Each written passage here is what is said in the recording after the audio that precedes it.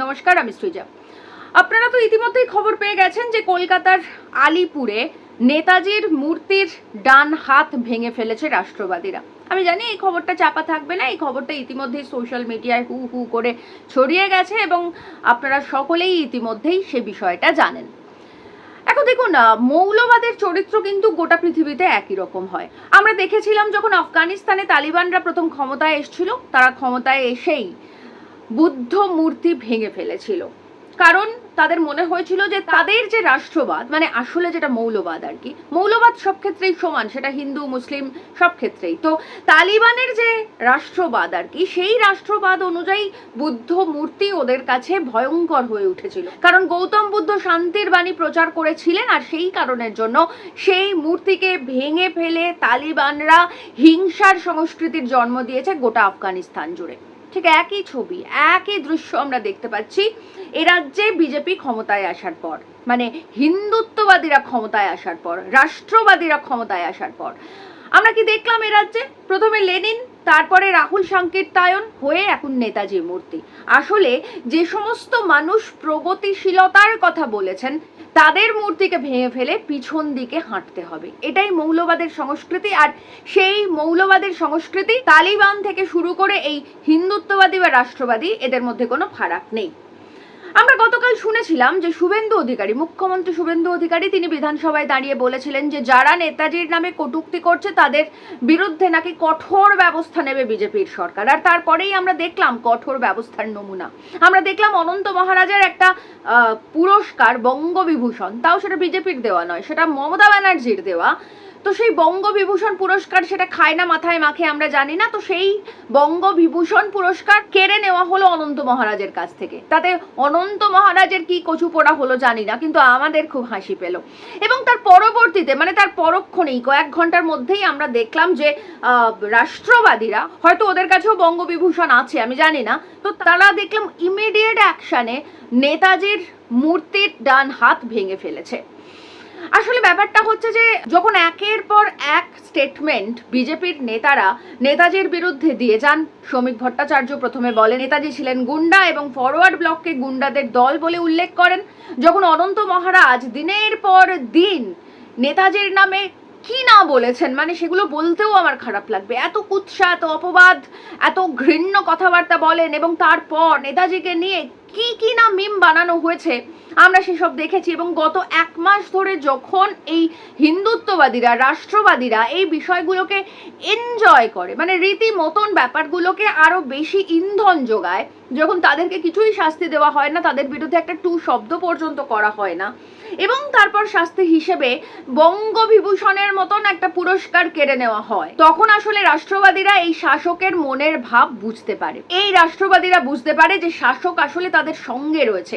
এই রাষ্ট্রবাদীরা বুঝতে পারে যে আসলে এই নেতাজি সুভাষের একটা হাত ভেঙে দিলে শাসকের তরফ থেকে তাদের জন্য কিছুই ব্যবস্থা নেওয়া হবে না, শাসক আসলে তাদের বাহবা দেবে। এবং সেই মনোভাব, সেই মতবাদ আরো বেশি স্পষ্ট হয়ে যায় যখন রাস্তার নাম, বীরভূমের একটি রাস্তার নাম নেতাজির নাম বদলে শ্যামাপ্রসাদ মুখার্জি করা হয়। তখন এই রাষ্ট্রবাদীরা বুঝতে পারে আসলে শাসক তাদের সঙ্গে রয়েছে, তাই নেতাজিকে নিয়ে যা খুশি তাই করা যায়, এবং যা খুশি তাই করলে শাসক তো তাদের কিছু বলবেই না, বরং আরো অন্য কোনো ওয়েতে বা অন্য কোনো ভাবে পুরস্কৃত করারও সম্ভাবনা থাকে। তখনই রাষ্ট্রবাদের নাম করে এভাবে নেতাজির মূর্তি ভাঙা যায়। আচ্ছা, এরা কি শুধুই মূর্তি ভাঙছে?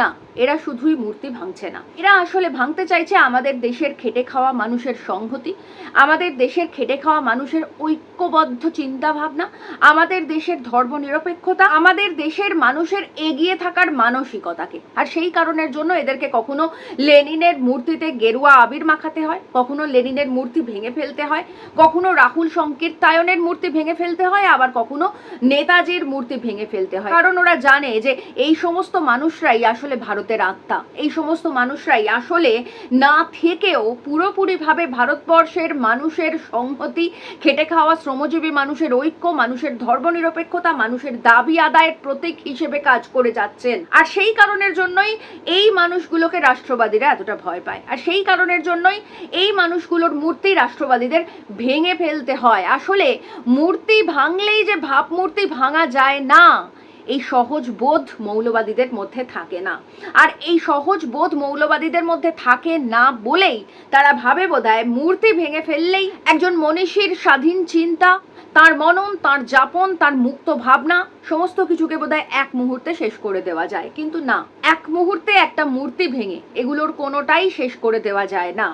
আসলে যদি বিজেপি একটুখানি চিন্তা করে বা শুভেন্দু অধিকারী নিজে একটুখানি ভালো করে ভেবে দেখেন, সেটা হচ্ছে যে গত 1-1.5 মাস ধরে যত বেশি লাগাতার বিজেপি নেতাজির বিরোধিতা করেছে, নেতাজির বিরুদ্ধাচরণ করেছে, নেতাজির বিরুদ্ধে কটূক্তি করেছে, নেতাজিকে নিয়ে অসভ্যতা করেছে, তত বেশি নেতাজিকে মানুষ জেনেছেন, তত বেশি নেতাজিকে পড়ার আগ্রহ এ যুগের ছেলে মেয়েদের মধ্যে দানা বেঁধেছে, তত বেশি করে নেতাজির আরো নতুন নতুন দিক নিয়ে আমরা আলোচনা করেছি, আরো বেশি করে নেতাজির আদর্শে মানুষ অনুপ্রাণিত হয়েছেন। আসলে মৌলবাদীরা ভাবে যে আর 5টা মানুষ, সাধারণ মানুষ, সুস্থ মানুষ, খেটে খাওয়া শ্রমজীবী মানুষ বোধহয় তাদের মতো করেই চিন্তা ভাবনা করে। মৌলবাদীরা আসলে সত্যিই বোকা। ওরা জানে না যে মূর্তি ভেঙে ফেললেই আসলে মানুষের ভাবমূর্তি ভেঙে ফেলা যায় না। কারণ মূর্তি যেটা আমরা চোখের সামনে দেখতে পাই, সেটা ভেঙে ফেলে নিশ্চিহ্ন করার পরেও কিন্তু সেই মনীষীর, সেই মানুষের ভাবমূর্তি আমাদের অন্তরের অন্তঃস্থলে থাকে। আর সেই কারণের জন্য মূর্তি ভেঙে ফেলা যায়, কিন্তু নির্দিষ্ট একটা ভাবধারা, নির্দিষ্ট একটা মতবাদ, একটা মতাদর্শ, একটা মনন, একটা যাপন, একটা চিন্তা, সেটাকে কখনো ভাঙা যায় না। তাই তালিবানরা বুদ্ধ মূর্তি ভাঙার এত বছর পরেও গৌতম বুদ্ধ সমানভাবে জীবিত রয়েছেন মানুষের মনে। আর একই রকম ভাবে লেনিন থেকে শুরু করে রাহুল সংকীর্তায়ন হয়ে নেতাজি, এই সমস্ত মানুষের মূর্তি রাষ্ট্রবাদীরা যতই ভেঙে ফেলার চেষ্টা করুক না কেন, এই সমস্ত মানুষের ভাবধারা, চিন্তা ভাবনা, ঐক্য, সংহতি, খেটে খাওয়া শ্রমজীবী মানুষের আদর্শ, আমাদের ধর্মনিরপেক্ষতা, এগুলোকে আসলে আরো অনেক বেশি স্ট্রং করে। ওরা যত ভাঙবে আমরা তত গড়ব। ওরা মূর্তি ভাঙবে, আমরা আমাদের সংস্কৃতি, আমাদের ঐতিহ্য, আমাদের মননে, আমাদের যাপনে, আমাদের চিন্তায়, আমাদের ভাবনায় সর্বত্র লেনিন থেকে শুরু করে নেতাজির আদর্শে আরো বেশি করে অনুপ্রাণিত হব।